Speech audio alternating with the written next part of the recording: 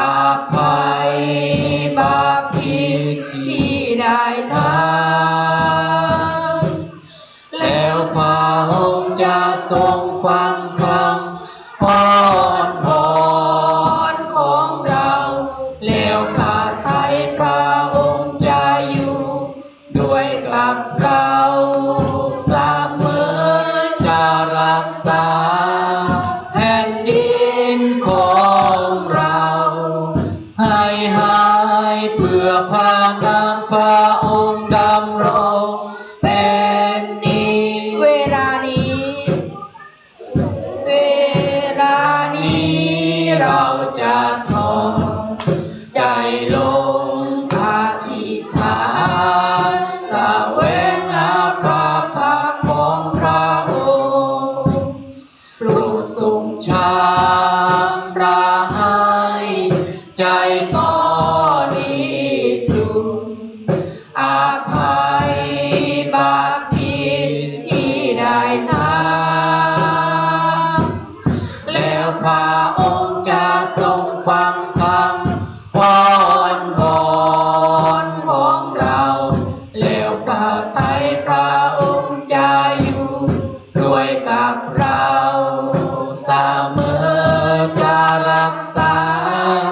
แผ่นดินของเราให้หายเพื่อพานามพระองค์ดำรงเป็นนิจด้วยใจชอบช้ำใจที่อ่อนโลยแรงอธิษฐานแสวงหาพระพักตร์ของพระองค์โปรดทรงชำระให้ใจบริสุทธิ์อาภัยบาปผิดที่ได้ทำแล้วพระองค์จะทรงฟังคำอ้อนวอนของเราแล้วพระทัยพระองค์จะอยู่ด้วยกับเราเสมอจะรักษาแผ่นดินของเราให้หายเพื่อพระนามพระองค์ดำรงเป็นนิจด้วยใจชอบช้ำใจที่อ่อนโลยแรงอธิษฐานแสวงหาพระพักตร์ของพระองค์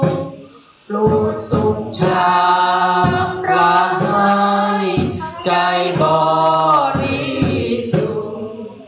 อาภัยบาปผิดที่ได้ทำแล้วพระองค์จะทรงฟังคำอ้อนวอนของเราแล้วพระทัยพระองค์จะอยู่ด้วยกับเราเสมอจะรักษาแผ่นดินของเราให้หายเพื่อพระนามพระองค์ดำรงเป็นนิจจะรักษาแผ่นดินของเราให้หายเพื่อพระนามพระองค์ดำรงเป็นนิจจะรักษาแผ่นดินของเราให้หายเพื่อพระนามพระองค์ดำรงเป็นนิ